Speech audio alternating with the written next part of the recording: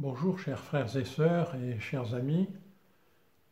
En ces temps particuliers, nous nous retrouvons en vidéo puisque nous sommes dans l'impossibilité de nous réunir.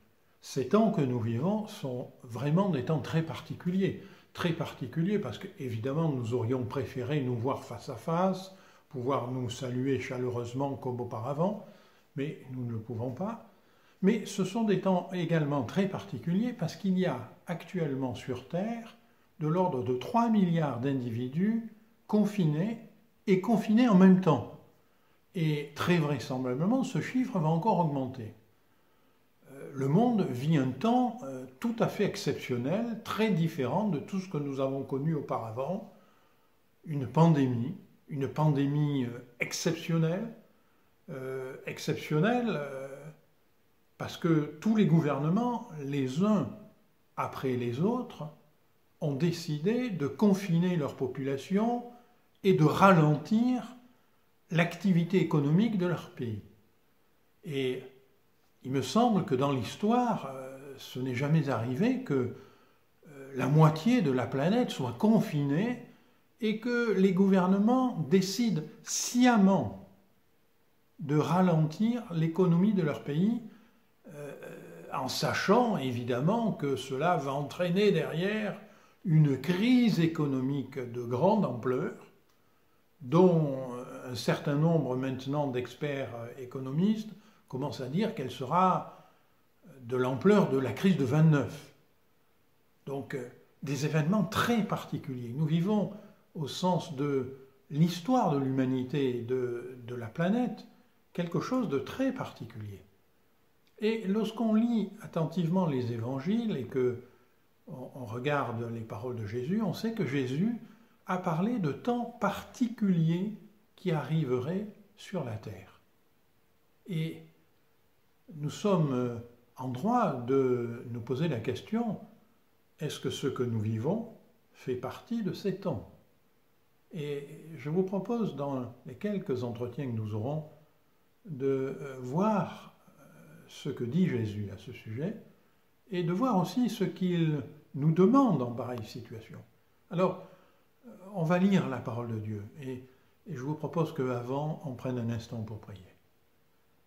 Seigneur notre Dieu, nous te sommes reconnaissants de pouvoir nous entretenir de ces choses, même dans ces temps actuels. Et je te prie, Seigneur, alors que nous allons plonger nos regards dans ta parole, de nous bénir, d'ouvrir notre entendement, nos cœurs, afin que ta parole, Seigneur, puisse être claire en nous et qu'elle produise un fruit. Seigneur, nous ne nous entretenons pas pour augmenter notre connaissance, mais afin que ta parole impacte nos vies pour, Seigneur, que nos vies soient agréables devant toi. Et je te prie, Seigneur, aussi de mettre la paix dans nos cœurs. Merci Seigneur, merci pour ta bienveillance à notre égard et nous te demandons ta bénédiction. Amen. Voilà, nous allons lire tout naturellement dans le chapitre 21 de l'évangile de Luc, et dans ce chapitre 21 de l'évangile de Luc, je vous le laisse lire chez vous, nous allons lire une partie de l'évangile. On va d'abord expliquer le contexte. Le contexte, c'est que Jésus passe avec ses disciples devant le temple. Et les disciples lui disent « Regarde Seigneur, regarde les belles pierres du temple. Regarde, le temple était une bâtisse magnifique. » Et Jésus va leur répondre « Eh bien, je vous le dis, il ne restera pas pierre sur pierre qui ne soit renversée. » Et tout naturellement, les disciples lui demandent quand est-ce que cela va arriver. Alors, nous allons le lire dans l'évangile de Luc, chapitre 21, versets 7 à 13. Ils lui répondirent, « Maître, quand donc cela arrivera-t-il et à quel signe connaîtra-t-on que ces choses vont arriver ?» Jésus répondit, « Prenez garde que vous ne soyez séduits, car plusieurs viendront en mon nom, disant, c'est moi, et le temps approche, ne les suivez pas. Quand vous entendrez parler de guerre et de soulèvement, ne soyez pas effrayés, car il faut que ces choses arrivent premièrement, mais ce ne sera pas encore la fin. Alors il leur dit, une nation s'élèvera contre une nation, un royaume contre un royaume, il y aura de grands tremblements de terre, et en divers lieux des pestes et des famines, il y aura des phénomènes terribles et de grands signes dans le ciel. Nous arrêtons là notre lecture, mais le Seigneur va continuer à décrire des événements qui vont toucher les hommes, des événements qui vont toucher la nature, des choses de plus en plus terribles. Et il va en arriver au verset 28 à dire aux disciples, quand ces choses commenceront à arriver, redressez-vous, levez vos têtes, parce que votre délivrance approche. D'autres versions traduisent par regardez en haut, levez vos têtes quand ces choses commenceront à arriver. Quand ces choses commenceront à arriver.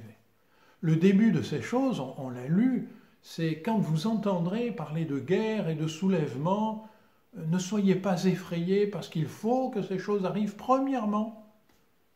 Et puis il continue, on l'a lu, une nation s'élèvera contre une nation, un royaume contre un royaume, il y aura des grands tremblements de terre, et en divers lieux des pestes et des famines, et etc. Et voyez-vous, le Seigneur parle d'entendre parler de bruit de guerre. Le pasteur Nathanaël Koudougu nous a déjà fait remarquer que dans une des allocutions de notre président de la République, il a cité 6 fois le mot guerre. Chers amis, nous, vous qui me regardez et moi, nous sommes des générations charnières dans l'histoire de l'humanité. Parce que Jésus dit quand vous entendrez parler de guerre. Il ne dit pas quand il y aura des guerres. Il y a toujours eu des guerres. Mais quand vous en entendrez parler. Or, dans l'histoire de l'humanité, jamais auparavant on a entendu parler. C'est nos générations qui ont entendu parler par la radio, par la télévision, et pas seulement les Français qui ont entendu leur président, mais tous les hommes sur la terre, depuis quelque temps, entendent parler de guerre, de bruit de guerre, les voient au journal de 20 heures, et que ce soit des guerres avec des missiles ou des guerres avec des virus. Jamais auparavant, les hommes n'avaient entendu ces choses, à moins d'y être. Mais il y a donc bien un repère dans le temps, il y a un repère, à partir de nos générations, nous entendons parler de guerre et de bruit de guerre. Nous sommes donc au début de ces choses. Et puis, Jésus fait mention, on l'a vu, il continue en disant il y aura des grands tremblements de terre. Des grands tremblements de terre. Nous avons encore en mémoire le tremblement de terre d'Haïti, les tsunamis en Indonésie, et toutes ces catastrophes qui ne cessent d'augmenter. Le nombre de victimes n'a plus rien de commun avec ce qui a été connu dans le passé, des tremblements de terre gigantesques qui font des centaines de milliers de victimes. Et puis, des guerres, il y en a toujours eu, mais des guerres à l'échelle planétaire ces derniers temps. Et puis, des pestes. Vous voyez, le Seigneur ne dit pas la peste, il dit des pestes. Or, il y a une maladie qui s'appelle la peste, mais des pestes, ça veut dire des maladies semblables. Or, quelles étaient les caractéristiques de la peste? Les caractéristiques, c'est que c'était très contagieux, on pouvait en mourir bien sûr, c'était très contagieux, et la façon de se prémunir, c'était le confinement. On gardait séparés les gens qui étaient atteints. Et le Seigneur dit, il y aura des pestes en divers lieux. Peut-être, aujourd'hui, on les appellerait des pandémies. Ah, donc, nous avons avancé dans le commencement. Mais Jésus dit, ne soyez pas effrayés, il faut que ces choses arrivent premièrement. Nous ne savons pas avoir peur. Ce n'est pas un accident de l'histoire, ce n'est pas quelque chose d'hasardeux qui est arrivé, ce n'est pas le hasard qui a conduit ces choses. Non, le Seigneur qui connaît toutes choses sait que ces choses vont arriver, qu'elles doivent arriver. Et il dit, ne vous effrayez pas, il faut que ces choses arrivent premièrement. Parce que c'est quelque chose qui doit marquer les consciences, qui marque les temps, et que nous devons repérer. C'est un repère dans le temps. Et vous ne pouvez pas passer à côté. Et il dit, ne soyez pas effrayés. Alors voyez-vous, nous vivons un temps que personne ne peut ne pas remarquer. Même au journal d'information, la présentatrice l'autre jour disait, mais c'est incroyable, il y a sur Terre 3 milliards d'individus confinés, la moitié de l'humanité. Quelque chose qu'on ne peut pas ne pas remarquer. Quelque chose qui est un repère dans le temps. Oui, nous avançons dans ces temps. Ce n'est pas encore la fin, dit le Seigneur, mais il va dire, quand vous verrez ces choses, commencer, alors levez vos têtes, redressez-vous, regardez en haut, regardez en haut. Et ce sera l'objet de nos entretiens, cette parole, regardez en haut. Tout d'abord, je voudrais vous faire remarquer qu'il y a un changement d'attitude. Un changement d'attitude parce qu'on peut cheminer courbé, la tête baissée, en regardant devant ses pieds. Mais, bien sûr, c'est nécessaire de regarder où on met les pieds, mais si on ne regarde toujours que le bout de ses pieds et si on marche courbé, alors, vraisemblablement, on va perdre l'objectif de notre marche. Et celui qui suivrait un chemin comme ça louperait sans doute les embranchements, les indications lui montrant quelle est la bonne voie à suivre. Il perdrait le but. Et donc il y a un changement d'attitude, un premier changement d'attitude qui est regarder loin devant pour savoir où nous allons. Et le Seigneur dit, redressez-vous, levez vos têtes, regardez en haut, regardez ce qui vient d'en haut.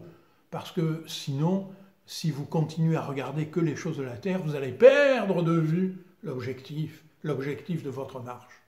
La parole de Dieu nous invite souvent à orienter nos regards différemment. Par exemple, le prophète Jérémie, dans les Lamentations, chapitre 3, verset 19, va dire « Quand je pense à ma détresse, à ma misère, à l'absinthe et au poison », Jérémie vivait à une époque où dans le peuple il y avait plein de choses qui n'allaient pas et ça atteignait son âme. Et il dit, lorsque je regarde à ces choses, à la détresse, à la misère, c'est comme de l'absinthe, c'est comme du poison, et mon âme est abattue au-dedans de moi. Et puis le prophète se reprend et il dit, mais voilà ce que je veux repasser en mon cœur, c'est que ce qui me donnera de l'espérance, c'est que les bontés de l'Éternel, mais elles ne sont pas épuisées, ses compassions elles ne sont pas à leur terme, elles se renouvellent chaque matin. Oh, que ta fidélité est grande, l'Éternel est mon partage, je veux espérer en lui. Ah, il détourne ses regards de la misère, des choses qui le heurtent, des choses qui font du mal. Il détourne son regard pour les porter sur l'Éternel, pour mettre son espérance en l'Éternel, pour espérer dans la bonté, dans la fidélité de Dieu. Tournez les regards vers Dieu, notre espérance en sa bonté, espérer de lui et en lui. L'apôtre Paul dira des choses semblables aux épîtres aux Romains lorsqu'il va dire « Mais qui nous séparera de l'amour de Christ ? Est-ce que ça sera la tribulation, ou l'angoisse, ou la persécution, ou la faim, ou la nudité, ou l'épée, ou le péril ?» Toutes ces choses. Et puis, plus loin, il va dire « Mais non, j'ai l'assurance que ni la mort, ni la vie, ni les anges, ni les dominations, ni les choses présentes, ni les choses à venir, ni les puissances, ni la hauteur, ni la profondeur, ni aucune autre créature ne pourra nous séparer de l'amour de Dieu manifesté en Jésus-Christ notre Seigneur. » Frères et sœurs, la parole nous invite à lever les yeux, à regarder en haut. C'est ce qui va redonner une espérance, c'est ce qui va redonner de la paix à nos cœurs, c'est ce qui va nous redonner d'être remplis de la paix du Seigneur et de l'attente de ce jour. Parce que lorsqu'on lève la tête, lorsqu'on considère ce qui vient de Dieu, sa fidélité, sa bonté, qui se renouvelle sans cesse, son amour, qui l'a poussé à donner sa vie pour nous, alors notre cœur est rempli de paix, notre cœur est rempli d'espérance. On marche, mais en regardant bien sûr les choses de cette terre, mais elles ne nous atteignent pas profondément dans notre paix. Donc vous voyez, la parole de Dieu nous invite souvent à lever la tête. Mais ici, le verset que nous avons cité nous y invite pour une raison particulière. Il est dit, quand vous verrez ces choses commencer, alors redressez-vous, levez votre tête, regardez en haut, parce que votre délivrance approche. Chers frères et sœurs, ce sera le thème de nos entretiens. Levez vos têtes, parce que votre délivrance approche. Que le Seigneur nous bénisse et que nous puissions continuer ensemble à cheminer dans ce thème. Nous allons, si vous voulez bien, prier pour que Dieu nous garde sans peur, dans la paix, en regardant ces choses, en sachant que les temps avancent et que nous sommes dans cet avancement et que plus que jamais, nos cœurs doivent s'élever, nos regards doivent être portés vers lui, vers le haut. Nous allons prier. Je vous invite à incliner vos têtes. Seigneur notre Dieu, c'est une grande paix en effet. Nous n'avons pas à nous effrayer parce que nous savons que dans ta main, tout ce qui arrive, tu le permets. Et tu dis, ces choses doivent arriver premièrement. C'est des choses terribles qui font souffrir l'homme. Et nous compatissons, Seigneur, avec tous ceux et celles qui sont atteints dans leur chair. Et nous te demandons, Seigneur, console leur cœur. Mais Seigneur, nous voulons considérer que ta parole nous a avertis et que ta parole nous montre que nous commençons ces temps. Ces temps, tu le dis toi-même, ce ne sera pas encore la fin, mais tu nous dis, lorsque ces temps arrivent, alors plus que jamais, redressez-vous, levez vos têtes, regardez en haut. Seigneur, te demandons cette grâce dans ces quelques entretiens, de nous garder dans la paix et de nous permettre de lever les regards et regarder à toi. C'est de toi, c'est de ta fidélité que viennent, Seigneur, tout ce dont nous avons besoin. Merci, Seigneur. Merci pour ta bonté. Merci pour ton amour. Merci pour ta fidélité. Merci parce que notre délivrance est proche. Que ton nom soit béni. Amen. Que Dieu vous bénisse, chers frères et sœurs et amis. Et à bientôt pour suivre ce thème. Au revoir.